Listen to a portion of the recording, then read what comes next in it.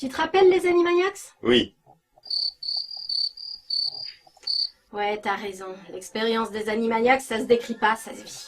Ok, alors tu te rappelles... Non, faut quand même parler des Animaniacs. Mais pourquoi tu viens de dire que c'était indescriptible? Et puis est-ce que ça a été suffisamment oublié pour qu'on fasse une vidéo dessus? Ah oui, quand même. Les Animaniacs, ça a été diffusé en 93, ça a été rediffusé un moment, et puis plus rien. Ça a rencontré un certain succès auprès du public et de la critique, mais quelque part, le merchandising n'a pas suivi. Pour qu'un DVD sorte, il a fallu attendre 2006 et une forte mobilisation des fans. C'est sorti uniquement aux États-Unis, uniquement en VO, avec heureusement 2-3 sous-titres, dont les sous-titres français. Et bien sûr, c'était totalement introuvable en France. Ce genre de bizarrerie n'est pas unique dans le monde du dessin animé. Pour Code Lyoko par exemple, il a fallu attendre grosso modo la fin de la série en 2007 pour qu'il daigne sortir. En 2007, un coffret DVD de la saison 1 qui avait été diffusé en 2003-2004. Pire, les coffrets DVD des saisons 2 et 3 étaient sortis avant les coffrets DVD de la saison 1. Donc fatalement, quand tu l'as vu enfant, 4 ans dans le monde du dessin animé c'est très long, donc quand tu l'as vu enfant, impossible de s'en souvenir vraiment pour ce que c'est et impossible d'avoir un regard rétrospectif dessus. C'est assez terrible dans le cas des Animaniacs parce que il y a énormément de blagues. La moitié des blagues qu'on peut pas comprendre en étant enfant. Déjà que pour tout comprendre, il faut être américain et vraiment très cultivé. Quant à l'autre moitié, c'est des gags de cartoon classiques avec des gags tarte à la crème. Des gags sur les gags tarte à la crème. Et des gags sur les gags sur les gags tarte à la crème. Comme genre de situation, j'avoue que c'est stupéfiant. Et des gags tarte à la crème sans la tarte et sans la crème.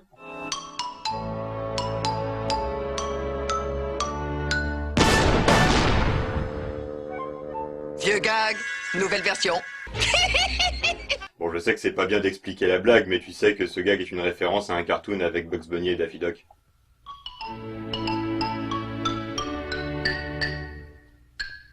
Mais c'est ça, c'est exactement ça. Les Animaniacs, c'est quasiment du méta-cartoon.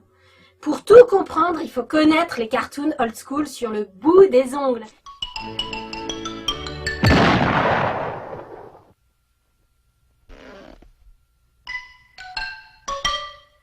Ils avaient amorcé ça dans les Tiny Toons. Mais dans les Tiny Toons, ils gardaient des attaches aux vieux dessins animés qui faisaient qu'on comprenait les références. Dans les Animaniacs, ils ont adopté la démarche inverse. Et du coup, on passe sans transition de ça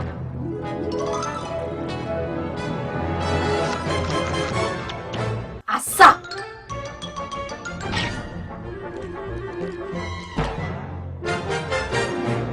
Ce genre de cartoon moderne adressé à un public de gros geeks et ou d'autistes et ou de psychopathes et ou de n'importe qui ayant une fois rêvé de voir une parodie d'Édouard aux mains d'argent avec un squelette dans un dessin animé où un pouce géant réclame un coton-tige. Vous m'avez apporté mon coton-tige. A par la suite été transcendé dans Freakazoid où ils ont poussé le vice jusqu'à faire des références au film Deadwood. Freakazoid, celui qui tire ficelle. Et à montrer des images live action de quelqu'un prenant un boulet de canon dans le ventre.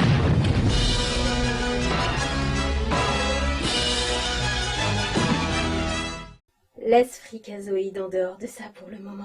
C'est juste pour montrer qu'on peut toujours faire pire. Ah non. Sur ce point peut-être, mais les Animaniacs c'est pas uniquement ça. Déjà c'est le refus de l'éducatif.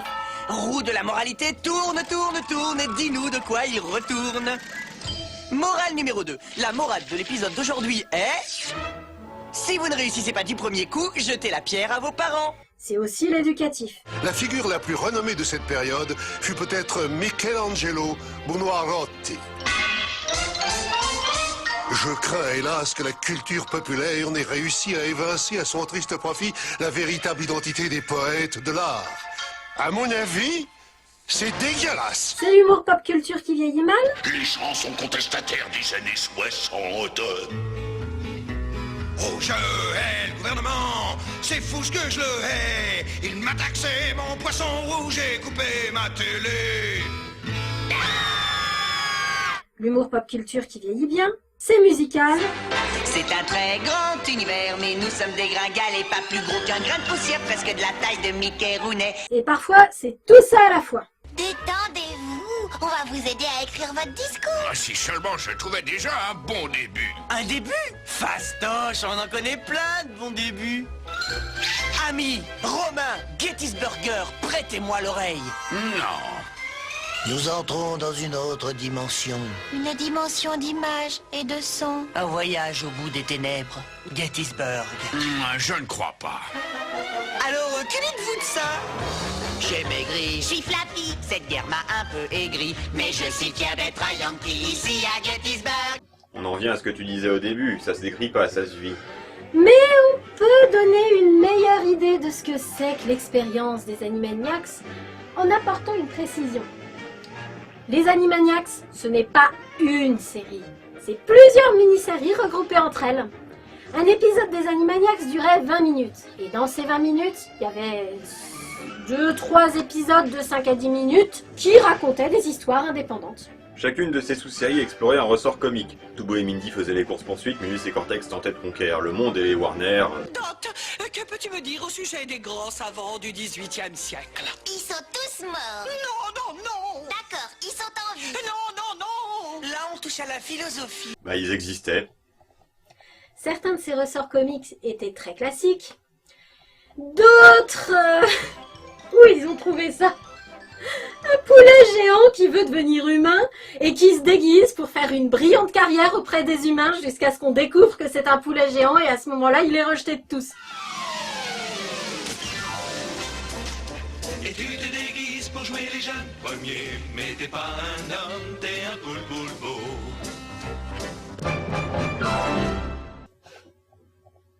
La première fois, c'est pas drôle. La deuxième fois, c'est pas drôle. La 805e fois, c'est pas drôle. La 806e fois, tu peux pas t'empêcher de rire parce que t'as été conditionné. Sans compter que la 806e fois, elle arrive avant le 5e épisode, c'est dire. Et du coup, même le comique de répétition devient drôle presque tout de suite. Il y avait d'autres sous-séries qui fonctionnaient un peu sur ce principe. Il y avait Katy Baboom et Bonne idée, mauvaise idée. Dans Katy Baboom, une adolescente fait sa crise d'adolescence en se transformant réellement en monstre à chaque fois qu'elle se met en colère. Dans Bonne idée, mauvaise idée, tout est dans le titre. Bonne idée. Jouer au ballon avec votre grand-père. Mauvaise idée. Jouer au ballon avec votre grand-père. C'est l'exploration du comique de répétition poussé à son paroxysme, et le comble c'est quand Katy Baboom sort avec Poulbo. C'est un peu comme une sorte de crossover. Non, chérie, c'est un poulet. C'est pas un poulet. Non, moi ce que je me demande vraiment où ils ont pu trouver ça, c'est les récits sur Randy Biman.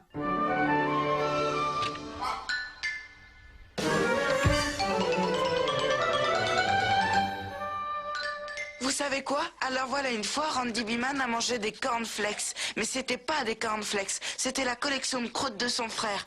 Voilà, salut.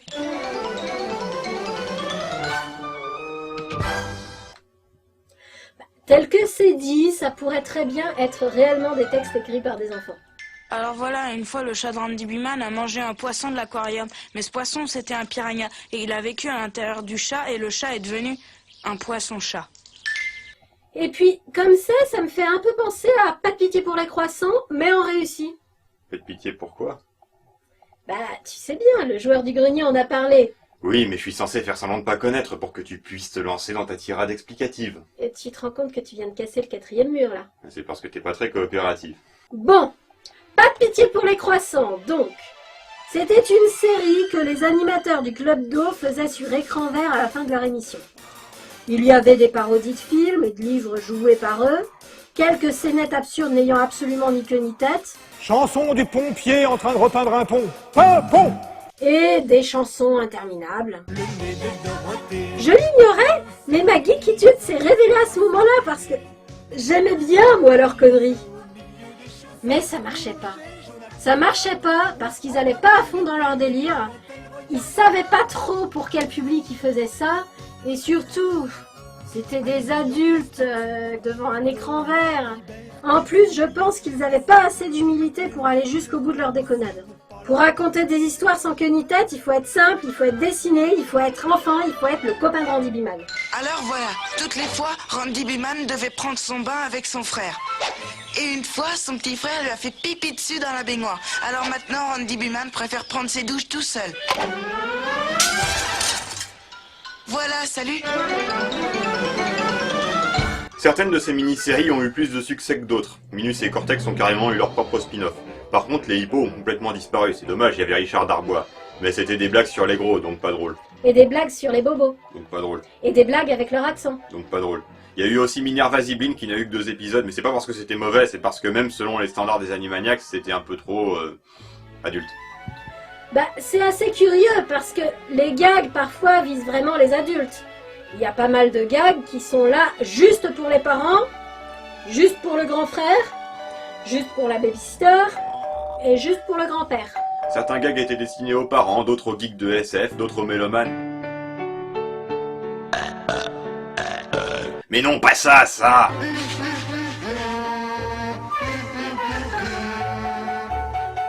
Arrêtez de fredonner, c'est infernal! Il y avait vraiment pour tous les goûts et pour tous les âges. Par exemple, moi, j'ai jamais pu comprendre un seul sketch de Rita et Spot. Je me doute bien que cette chatte chanteuse et son chien balourd font des références aux comédies musicales de Broadway, mais bon, je suis français, Broadway j'y connais rien, les comédies musicales j'y connais rien, donc Rita et Spot, j'y comprends rien. Mais te plains pas parce que, à côté de ça, il y a des gags que toi seul peux comprendre. Et des gags que moi seul peux comprendre. Le champ des références ne se limite pas à Claude Zidi et aux Bronzés. Et des personnalités connues n'arrêtent pas de faire des caméos, comme Mel Gibson ou Jack Nicholson. Vous avez remarqué qu'il faut toujours qu'il y ait un Jack Nicholson? D'accord, beau gosse, voilà le tableau. Si tu veux faire la cour à la donzelle, il vaut mieux pas que tu tires dans les coins, tu piges? En fait, si on devait définir les Animaniacs en 3 mots, ce serait référence, musique et calembour. Et ce dernier point est particulièrement significatif, notamment pour la VF, puisque les traducteurs ont vraiment fait un boulot de malade pour traduire l'intraductible. C'est pas des gâteaux, c'est pas de la tarte, mais tant pis. Pi, symbole représentant le rapport constant du périmètre d'un cercle à son diamètre, soit approximativement 3,1459265. Mais pose-moi des questions plus ardues, Minus. Ils sont pas toujours réussis, mais à l'impossible, nul n'est tenu. Alors en anglais, vous dites you.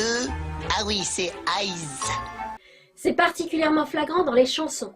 Et attention, les chansons, elles ont beau être humoristiques, elles sont quand même très bien écrites et agréables musicalement.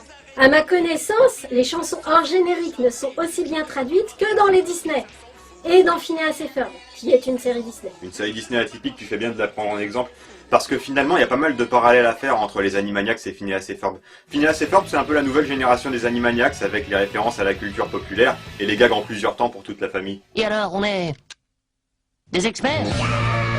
Peut-être, mais faut pas oublier que les Animaniacs, c'est carrément plus intello. On s'entraîne à l'ornithopulte. Oh, j'adore les sports mono extrêmes. Ah, tu vois, si on avait 2 péris, on tendrait un filet entre les deux pour jouer à l'ornitho-badminton. Je veux dire carrément plus pédagogique. Tu sais, les gladiateurs étaient romains, pas grecs. Je veux dire pour les chansons. George Washington a été le premier, il a abattu un cerisier. C'est John Adams qui enchaîna et on passe au numéro 3. Que tu crois vraiment que les chansons des Animaniacs ont une vocation pédagogique? C'est sûr que c'est principalement une série d'énumérations interminables. Les Animaniacs adorent les chansons énumératives et les coupures pseudo-éducatives pour se moquer des programmes jeunesse pour apprendre en s'amusant. Les chansons à contenu éducatif sont une bouillie-danse de noms ou de chiffres sur le thème de la chanson, que ce soit les présidents des États-Unis, les nations du monde ou les ordres de grandeur dans l'univers. Ceci étant, ça marche très bien. En chœur! Bâton Rouge est en Louisiane, Indianapolis en Indiana et Columbus est la capitale de l'Ohio. Une autre différence, c'est que les Animaniacs rendent sans cesse hommage à leur grand-père, les Looney Tunes. Un personnage est entièrement dédié à ça, Rififi l'écureuil. Les Animaniacs partent de ce principe déjà abordé dans Roger Rabbit, comme quoi les personnages de cartoon sont en fait joués par des acteurs qui leur ressemblent et sont juste dessinés comme ça. Ou pas. Rififi est une actrice de cartoon à la retraite qui vit avec son petit-neveu. Le truc étant que comme elle vit dans un univers de cartoon, sa connaissance étendue des conventions du cartoon old school la rend complètement invincible. Mais résolument old school. Noisette, comment s'appelle le groupe qui est sur scène? J'ai dit sur scène. Le groupe qui est sur scène. Tu es bouché sur scène. Rififi n'est pourtant pas la doyenne de l'émission. Dans l'univers, les Warner sont en fait les plus vieux, ils étaient juste trop bizarres pour les cartoons des années 30 et ont été enfermés dans le célèbre château d'eau de la Warner. Oui, ce château d'eau existe, si vous voulez savoir, et du coup, je me demande pourquoi diable ils ne sont pas dans le film Les Looney Tunes passent à l'action, qui montre le château d'eau en question, vu qu'ils ont même fait intervenir Batman et Scooby-Doo. Mais qu'est-ce qui t'a pris de me jouer comme ça? Tu m'as fait passer pour un taré d'une autre planète. En fait, c'est assez symptomatique cette absence. C'est pas la première fois que j'ai l'impression qu'à la Warner, ils considèrent les Animaniacs comme une parenthèse, oserais-je dire, honteuse de leur histoire. C'est la fiction qui rejoint la réalité.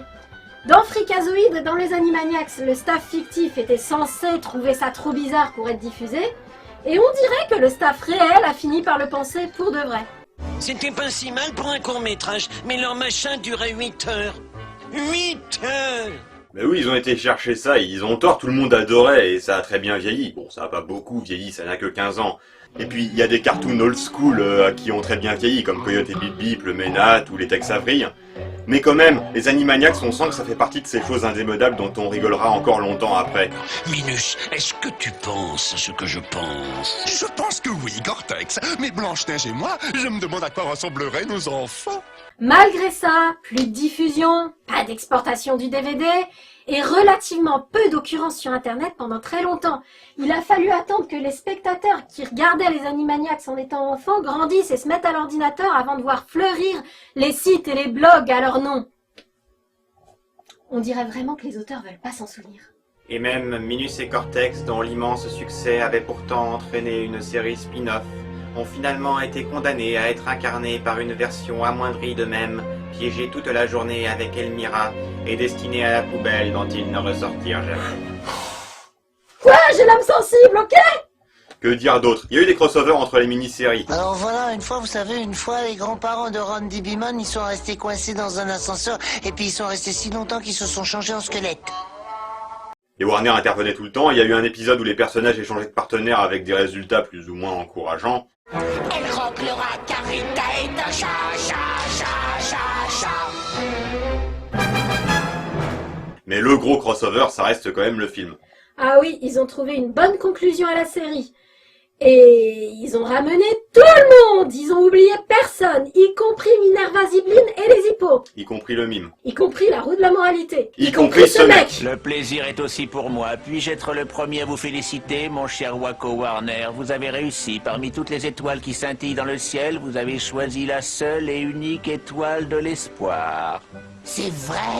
Absolument. J'ai dû attendre des siècles pour que quelqu'un choisisse la bonne étoile. C'est sûrement grâce à cet air pur et campagnard. Oh oui, regardez-moi ça. On n'a jamais une telle visibilité quand on est en ville.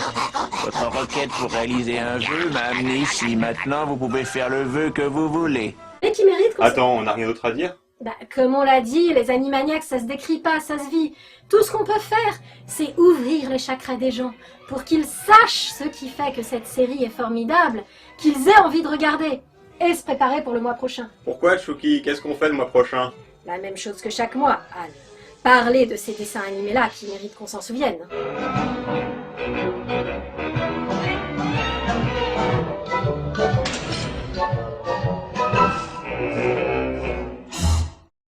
C'est bien ce que je dis. S'il n'y a rien à gagner, vous ferez pas une semaine à la télé. Et moi, avant, j'étais Coromone, et je me fais digivolver en Agumon. C'est facile. Pour voler, il vous suffit de... Il suffit de... Ça, c'est bizarre. Sans compter qu'avec tout ça, moi, je m'éclate bien. À mon avis, vous devriez aller voir un psychiatre. Tu peux toujours courir. Ça ne sort pas des beaux-arts, mais du bazar. Oui, bah, je crois qu'on va s'arrêter là. C'est la triste de vérité. Ils me rendent complètement zinzin dans ma tête. Ils ne sont toujours pas démaboulisés. Alors, si on parlait un peu de mes vœux. D'abord, je voudrais... Eh, vous ne l'avez pas remarqué, c'est vrai. Est-ce que la laitue s'en va? Suis-moi, Minus. Partons en quête de conquête. Comme vous le savez tous, le soir de Noël, c'est l'occasion de se retrouver en famille. Enfin, pour ceux qui ont une famille, mais moi, je suis orphelin. Non, j'ai pas dit ça. J'ai juste dit que t'es un dur. Zia en japonais, ça veut dire anguille kourou. Vito, vous avoir tort de perdre l'espoir. Des noirs abîmes souvent jaillir éclatante lumière. Alors, ça t'embouche un coin, monsieur, j'y crois pas, Mustapha. J'allais oublier. Joyeux Noël, Joker.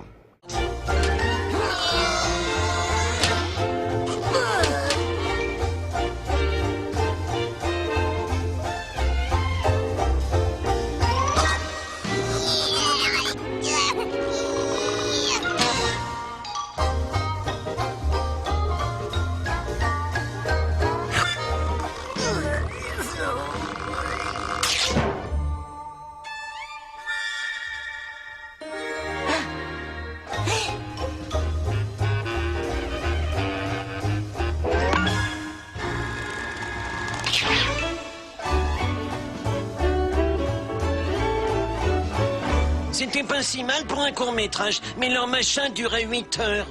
8 heures!